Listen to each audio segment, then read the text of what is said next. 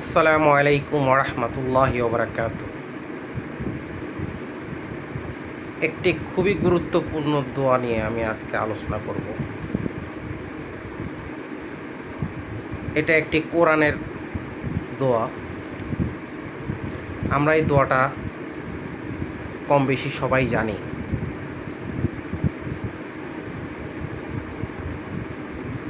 এই দোয়ার ফজিলত অনেক। যখনই কোনো মুসলিম বিপদে পড়ে আল্লাহর কাছে এই দোয়া পড়ে সাহায্য চাইবে,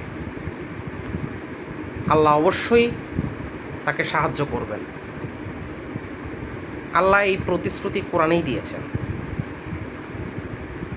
হাদিসেও এটা রেফারেন্স আছে।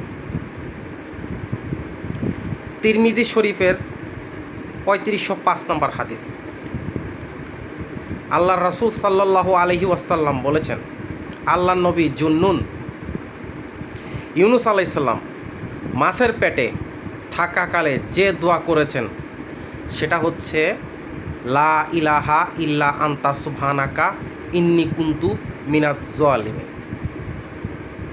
এর অর্থ হচ্ছে, আল্লাহ ছাড়া কোনো উপাস্য নেই, আপনি পবিত্র, নিশ্চয় আমি জালিমদের অন্তর্ভুক্ত।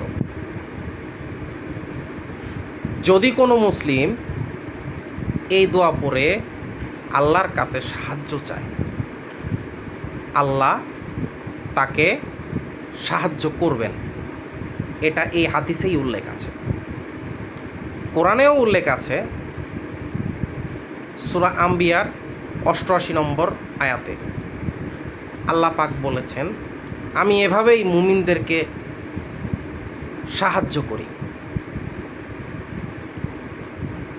সূরা আম্বিয়ার 87 নম্বর আয়াতে এই দোয়াটার কথা উল্লেখ আছে,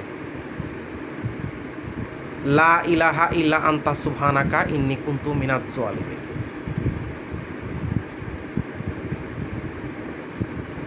দোয়াটি খুবই ছোট কিন্তু খুবই শক্তিশালী। এটাকে ইসমে আজমের দোয়া বলা যেতে পারে, যেহেতু আল্লাহ দোয়া কবুলের প্রতিশ্রুতি দিয়েছেন, সাহায্যের প্রতিশ্রুতি দিয়েছেন। প্রিয় ভাইয়েরা, যখনই আমরা কোনো বিপদে আপদে পতিত হব, দুঃখ কষ্ট, বিভিন্ন যন্ত্রণা, দুশ্চিন্তা, বালা মুসিবত আমাদের উপর আপতিত হবে, তখন আমরা এই দোয়া পড়ে অবশ্যই আল্লাহর কাছে সাহায্য চাব। ইনশাআল্লাহ আমরা অবশ্যই আল্লাহর সাহায্য প্রাপ্ত হব। আসসালামু আলাইকুম ওয়া রাহমাতুল্লাহ।